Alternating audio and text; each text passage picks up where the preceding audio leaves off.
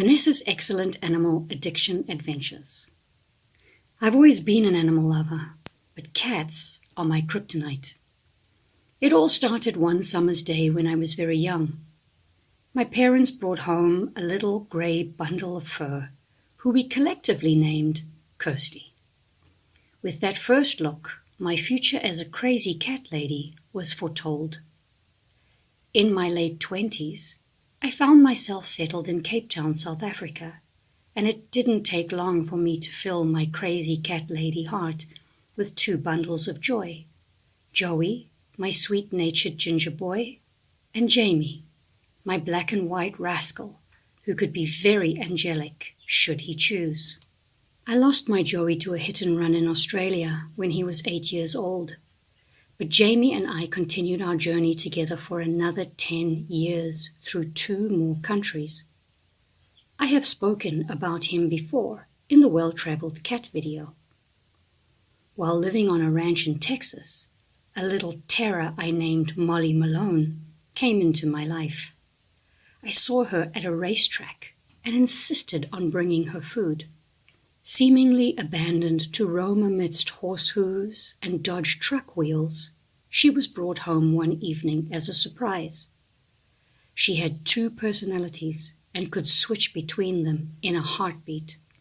Sweet and loving one moment, and Edward Scissorpaws the next, as her pupils dilated and her eyes went black, earning herself the nickname Sybil. After I lost my beloved Jamie in early 2020, I became closer to the 2 kitties that belonged to my housemate in Ontario, Canada.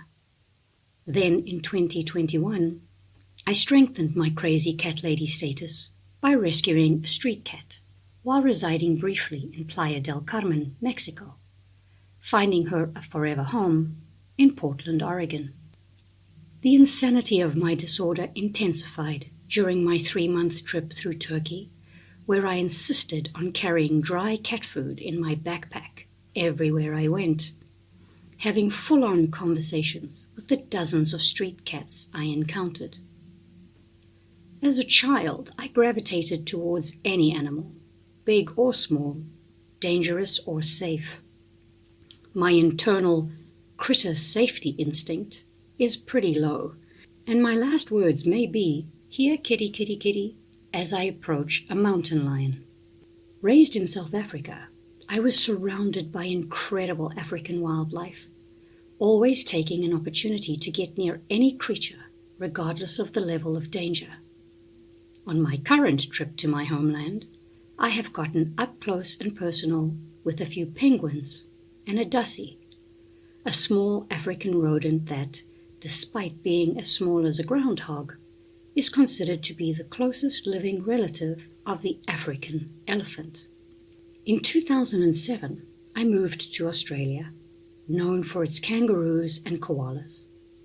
Don't think for 1 second that I didn't take the first opportunity to get my hands on them either. Did you know that kangaroo fur is much softer than koala fur?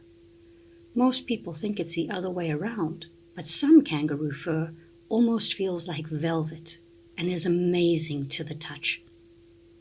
From early childhood, I've had an obsession with horses. I collected ceramic horses for years, which were displayed proudly on small wooden shelves mounted on the walls of my bedroom. My dream was to live on a ranch with horses and cats everywhere, and for a fleeting moment in time, I realized that dream. It was just outside of San Antonio, Texas, that I found Bliss, surrounded by quarter horses. Reckless, a gorgeous sorrel mare with a white racing stripe down her face, and Bernie, a dark bay mare with a white diamond on her forehead, were sisters, and in training to become racehorses. Roy, a beautiful big white gelding, was a sweet, gentle boy, but not the sharpest tool in the shed, and the laziest equine I'd ever met. Getting him to move was like getting candy from a 5-year-old. Mission impossible. The 3 of them became my tribe, and I fed them carrots and apples any chance I got. While in the US, I discovered another animal preoccupation, the common North American deer. I love to walk, and San Antonio was filled with amazing trails to tread. I spotted my first deer in Phil Hardberger Park, stopping dead in my tracks on the Savannah Loop to eye the beautiful big buck with awe. From that day on, I was hooked. Deer were my new obsession. While teaching English in Costa Rica, I became hell-bent on seeing a sloth and a toucan, two animals native to the Central American country. I craned my neck as I searched nearby trees in hopes of spotting them in a city park or on a rural excursion. Alas, I found none, but eventually fulfilled my wish at La Paz Waterfall Gardens Nature Park shortly before I left. In September 2019, I arrived in southern Ontario, Canada, and fell into an almost trance-like obsession with backyard critters. Squirrels foraged under the trees and in the grass as I wandered around my new neighborhood, and I began leaving a few nuts on my windowsill, hoping to encourage all of God's Canadian creatures to my feeding station. I did just that.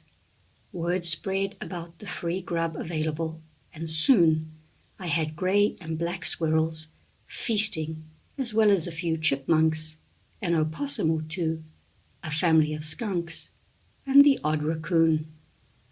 I loved them all, and was quite happy to buy their love through peanuts and sunflower seeds. The more the merrier. My love affair with them was deep and real. Nothing made me happier than hearing the nibbling sounds of a ravenous squirrel in my window. On a visit to Muskoka with a friend in 2020, I fell madly and instantly in love with the chipmunk. I was beyond ecstatic when the little fella took peanuts right out of my hand. I couldn't get enough. On my travels as a digital nomad, I've had the opportunity to make new friends. Apart from the previously mentioned cats in Turkey, I was able to spend quite a bit of time with a friend's rabbits in Germany. Bella the bunny was one of the major highlights of that trip, and I couldn't wait for feeding time just to see her nose go crazy as she munched down on lettuce leaves and carrots. On a 3-month trip to Mexico in early 2023, I often found myself walking through the Parque Ecológico Caba in Cancun, looking for coatis, insanely cute animals that look like dinosaurs when you film them running backwards. It was in Brazil in late 2023, however, that I found a pot of gold. After my unadulterated infatuation with the rodents in Canada, I laid my eyes on the largest rodent in the world, the capybara. Again, I wanted to take them home with me. The peak of my capybara experience came in the wee hours of Christmas morning in Torres in South Brazil, as I got to touch one. As soon as I'm settled once again, I plan to continue to indulge my crazy cat lady compulsions and adopt a couple of kitties. Until then, I will keep calm and carry on, marveling at the amazing creatures of this wonderful world.